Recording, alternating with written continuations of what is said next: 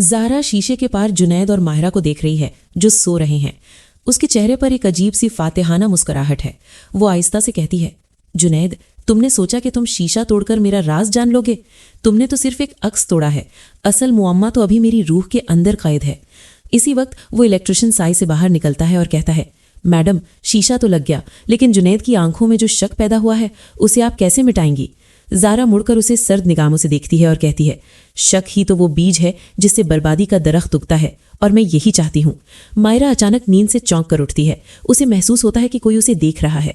मायरा जुनैद को जगाती है। जुनैद, उठो, मुझे डर लग रहा है। मुझे लगता है कि इस कमरे की दीवारें मुझे घूर रही हैं। जुनैद उकताकर कहता है, मायरा, तुम बिला वजह वहम कर रही हो। वो मजजूब जो सड़क पर मिला था, उसकी बातों ने तुम्हारा दिमाग खराब कर दिया है। मायरा रोते हुए कहती है, वो मजजूब नहीं था जुनैद, उसकी आंखों में सच था। उसने कहा था कि मेरी खुशियां छिन जाएंगी। मुझे इस घर से बदबू आती है, ज़ारा की खामोशी से बदबू आती है। हमें यहाँ से जाना होगा। जुनैद उसे तसल्ली देने की कोशिश करता है, लेकिन खुद उसकी नज़रें उस शीशे पर जमी हैं जिसे वो समझ रहा है कि नया है। अगली सुबह जुनैद ज़ारा के पास जाता है। जुनैद हिचकिचाते हुए कहता है, ज़ारा जी, वो नीचे के कमरे का शीशा।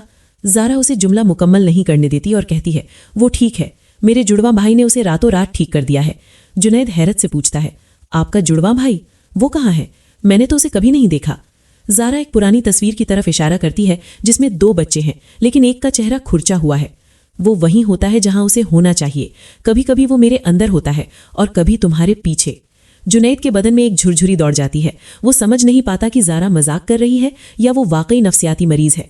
इलेक्ट्रिशियन ज़ारा से अपने पैसे मांगने आता है।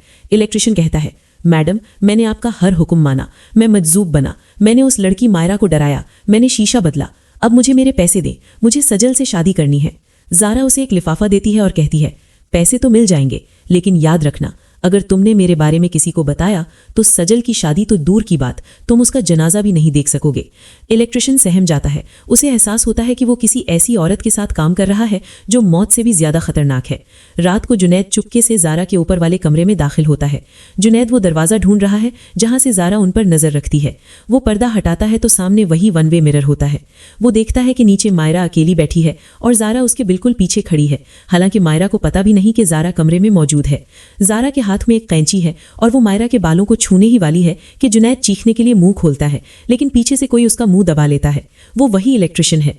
क्या ज़ारा मायरा को नुकसान पहुंचाएगी? क्या जुनैद इस 1 वे मिरर के जाल से निकल पाएगा? और ज़ारा का वो जुड़वा भाई कौन है जिसका चेहरा किसी ने नहीं देखा?